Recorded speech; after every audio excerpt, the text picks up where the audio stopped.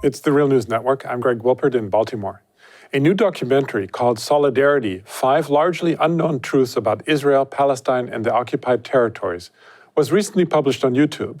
It combines interviews with activists, Palestinians, Jews, and others fighting injustice in Palestine with archival footage and analysis from Edward Said, Noam Chomsky, and others. In 5 chapters, the film discusses the history of the Israeli occupation, colonization, and apartheid in Palestine, the efforts to achieve justice, and the United States' efforts to deny justice to Palestinians and to prop up the state of Israel as a proxy of U.S. imperial power in the Middle East. Here's a brief clip from the film. When an Israeli is killed, you hear about it in the media a lot. There's a lot of attention to that person. He or she is humanized. We know their name, their age, what they were doing with their lives, what their dreams were. We get so much information about that one Israeli life, which is great. Every life matters. But when Palestinians are killed, it's a very different treatment. You just hear about 5 Palestinians were killed in one sentence. Joining me now to discuss the film is its director, Bob Peck. He studied cinema and theology and has made several documentary films advocating rights and equality. Thanks for joining us today, Bob. Thanks so much, Greg. So you've published a series of films already in which you interview people in the US and address topics such as yoga, Islam, indigenous people's rights, and more. But what brought you to the topic of Israel-Palestine and convinced you to make a film like this? Yeah, thanks so much. I met some Palestinian Americans. I think I, like most Americans, was relatively uninformed on the state of the Israeli-Palestinian conflict until meeting these guys. And, after so many happy hours, realized from talking to them and hearing their story that, there's a grave injustice going on over there that so many Americans, even relatively politically informed Americans, are unaware of.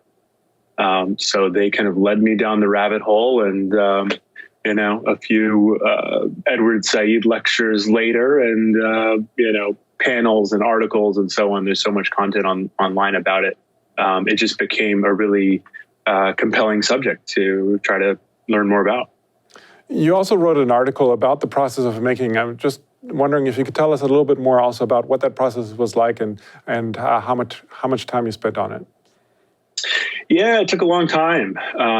It was September 2017 is when myself and my 2 Palestinian American co-producers, Mahmoud and Bilal Shrady, we said, hey, let's do this.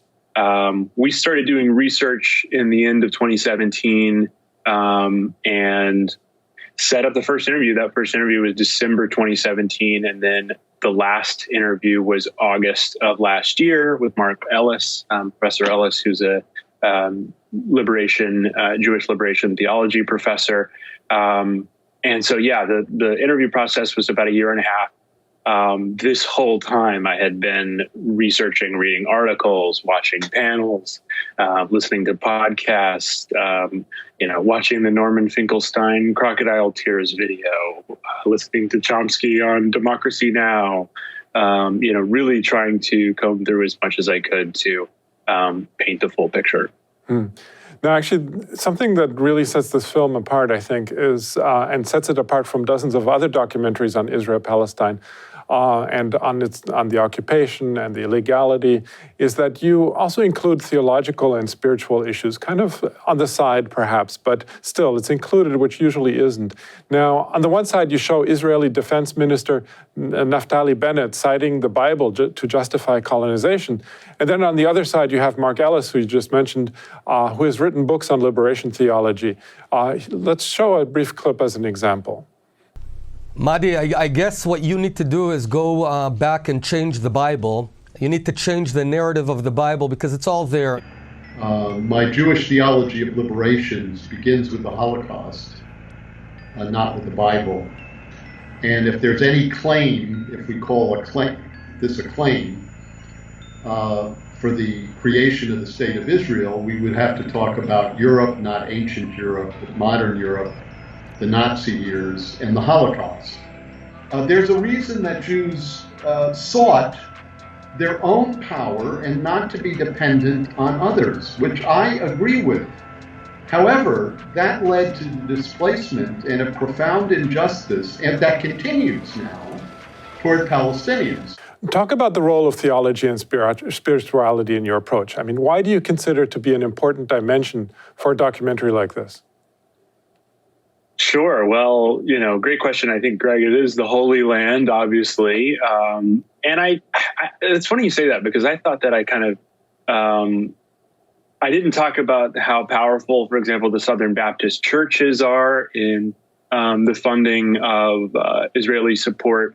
But to the point of activism, I think you're absolutely right in that, a core component of Judaism and a really interesting and useful component of it is the solidarity with the persecuted. That's an inherent, aspect to the Jewish religion. And, it's what has kind of activated all these Jewish activist orgs over the last 10 years or so, kind of picking up the mantle of the Rabbi Abraham Joshua Heschel's, Mark Ellis and liberation theology, kind of uniting that core component of Judaism, in standing up for others who are suffering, who are kind of at the receiving end currently of the state of Israel, is so important. It's been really inspiring to become more familiar with those, organizations and leaders. But what I think is interesting that you contrast that perspective also with the defense minister who I just mentioned, who uses theology as well to justify the occupation. So would you say that perhaps that this is a particularly important element to the conflict in Israel-Palestine? Yeah, absolutely. You're right. There is a contrast there. I think it's having taken several Bible classes at the University of Texas, really kind of trying to understand scriptural interpretations, to take a 3,000-year-old document as a land deed is pretty shaky business. I think the Edward Said clip at the very beginning of the film is right on about it. Archaeological scholars have determined that a variety of people have lived in that area. It's a fertile area. It's the center of kind of earlier human civilization. So of course there was different groups there, and the Jews have every right to be there, thanks to their ancestral presence. But so do the indigenous Arabs, because they've been there for centuries as well. So I think it's easier for the secular crowd to start to kind of divorce some millennia-old land claim than it is for the more religious. I think it's to Mark Ellis's point. It's something that really begins 75 years ago. Really, the Balfour Declaration is early 20th century. Now, you call the 5 chapters in your film the 5 truths. Now, assuming that viewers accept these truths as actually being true, what kind of reaction do you hope that viewers will take away from it? Yeah, thanks so much. That's a great question. I came to that format by having to explain the film to fellow Americans. A lot of friends would ask me, "What's the new project? What are you working on?"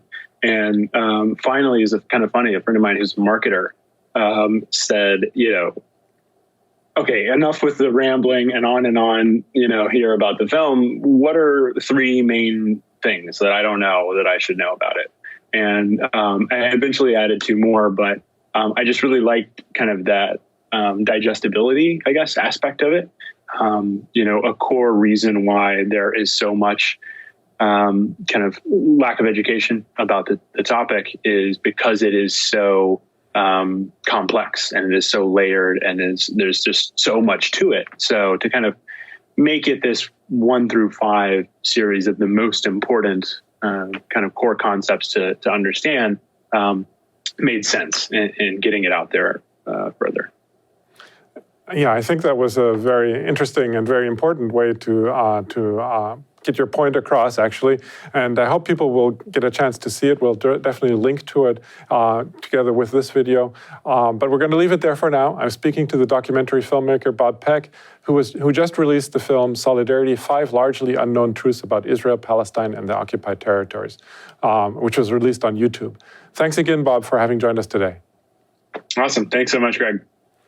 And thank you for joining the Real News Network. Thanks a lot for watching. Appreciate it. But do us one more solemn favor.